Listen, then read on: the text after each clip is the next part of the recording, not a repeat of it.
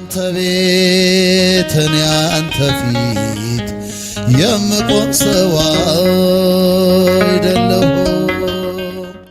ስለ በዓለ ሃምሳ ምንነት ይህንን በመግለጽ ብንጀምር። በጣም ጥሩ አመሰግናለሁ።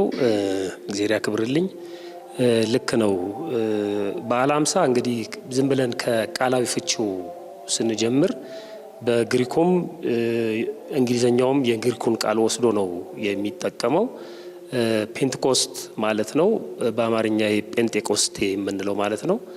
50ኛ እለት ወይም 50ኛ ቀን ማለት ነው። በጥቅሉ በግርድፉ ስናስቀምጠው ማለት ነው። ይሄ 50 የሚለውን ቁጥር የወሰደው ጌታችን መድኃኒታችን ኢየሱስ ክርስቶስ ከተነሳበት ጊዜ ጀምሮ ቆጥሮ እስከ በዓለ ጰራቅሊጦስ ድረስ ያለውን 50 ቀን እንግዲህ ጌታ በተነሳ በ50ኛው ቀን ባረገ በ10ኛው ቀን ለሐዋርያት መንፈስ ቅዱስን እንደላከላቸው መጽሐፍ ይነግረናል።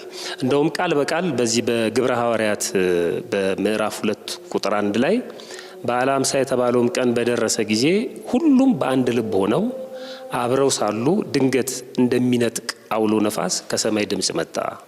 ተቀምጠው የነበሩበትን ቤት ሁሉ ሞላው።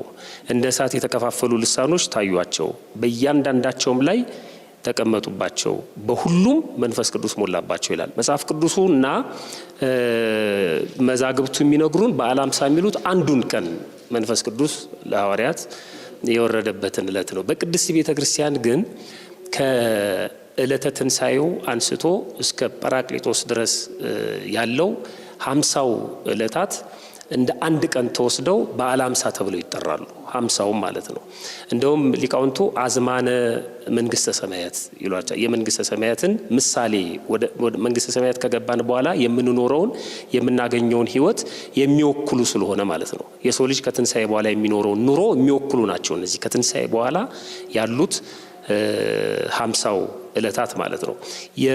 በቤተክርስቲያናችንም ስርዓት የትንሣኤው ቀለም የሚያበቃው በዛን ጊዜ ነው በበዓለ ጰራቅሊጦስ ማለት ነው እንጂ ከትንሣኤ ጀምሮ 50ውን ዕለት የትንሣኤ ቀለም ነው የሚባለው። ትንሣኤውም ራሱ ማን ነው ቅዳሴውም ራሱ በከመ ትንሣኤ እንደ ትንሣኤው ዕለት እንዲሆን ሊቃውንቱ ያዛሉ። እና ይሄ ምንድነው ስንል ከትንሣኤ በኋላ የሰው ልጅ በመንግስተ ሰማያት የሚኖረው ኑሮ የሚያገኘው ደስታ የሚሰማው በጎ አነሳስቶ ላስጀመረን አስጀምሮ ላስጨረሰን ለልዑል እግዚአብሔር ክብር ምስጋና ይገባል ለዘላለሙ አሜን።